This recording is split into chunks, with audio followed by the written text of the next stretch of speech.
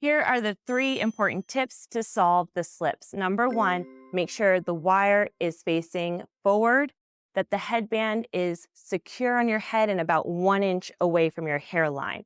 By secure, I mean it should be this pigtail, tight, secure, skip the clip, your headband will slide around, and the headband's about 1 inch from my hairline. 1 inch is about the size of the first digit of your thumb. So there, it's not back here.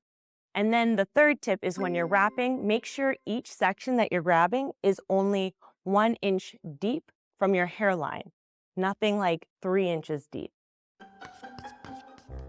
To show you what not to do first, as an example, if I grab the section that is, say, really deep, right? So that from my hairline to where that section ends, it's about 3 inches. When I do that, the headband is automatically going to be pushed all the way back because it's locking in where that 3-inch section of hair begins. So all the way back here. Now my headband is sliding backwards. Instead, what you want to do is grab a section that is only 1 inch deep from your hairline, wrap it over and under.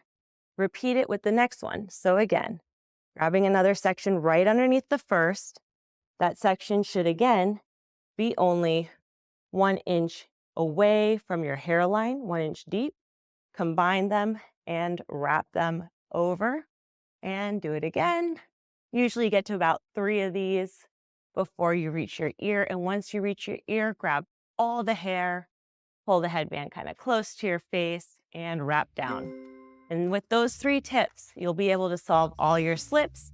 And of course, once you're done wrapping, you secure with your scrunchie. And if you want an even more secure feel or tighter curls, you can simply twist the headband away from your face and it'll just suction the headband onto your head. Ooh. And then you can always put it up into your cute updo.